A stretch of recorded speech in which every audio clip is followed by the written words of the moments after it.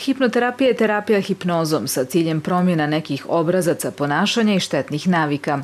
Sam tok hipnoterapije je takav da hipnoterapeut hipnotičkom indukcijom koja se sastoji od niza uputa, sugestije i radnji vodi klijenta na potpuno prirodan, prijatan način u opušteno stanje slično trenutku prije nego što se utone u san, odnosno u hipnotički trans. Na primjer, ujutru kad se tek probudimo, pa ono između sna i jave, navečer kad trebamo da legnemo da spavamo.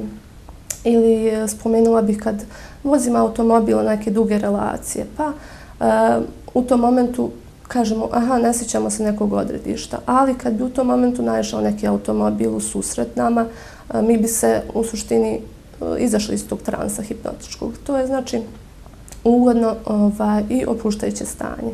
Djeca do 5. ili 6. godine mozak im bude u tim alfa talasima, moždanim talasima koje povišene sugestibilnosti.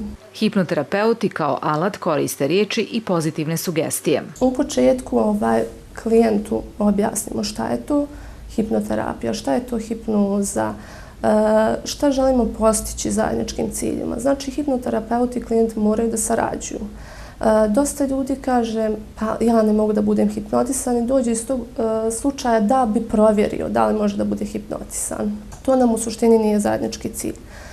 Klijent mora da ima povjerenje u terapeuta, terapeut mora da objasni klijentu u suštini šta se tu dešava, kakve promjene dolaze i da nađemo zajednički cilj koji želimo da riješimo. Klijenti se najčešće javljaju zbog odvikavanja od pušenja, pomanjkanja motivacije ili samopouzdanja. Uloga hipnoterapeuta je da klijentu pomogne da on pomogne sebi, a svakome je do tog cilja potrebno različito vrijeme, to jest broj seansi. Više ljudi se nekako fokusiraju, što mi je drago, na te ciljeve, na motivaciju, a ne sam problem. I što je interesantno, hipnoterapija se bazira na uzroku problema. U suštini radi to reprogramiranje, ne samo na posljedice nekog problema. Vedrana Stevanović je hipnoterapeut od prošle godine. Njen cilj i životna vizija su da pomaže drugim osobama. Priča da je u životu izgubila samu sebe i zalutala u sivilu svakodnevnice u kojem su danas mnogi.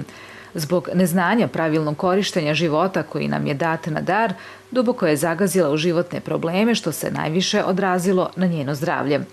Odgovore i pomoć potražila i pronašla u samoj sebi, jer je oduvijek znala da sve što je ikada postojalo ili će ikada postojati, već imamo.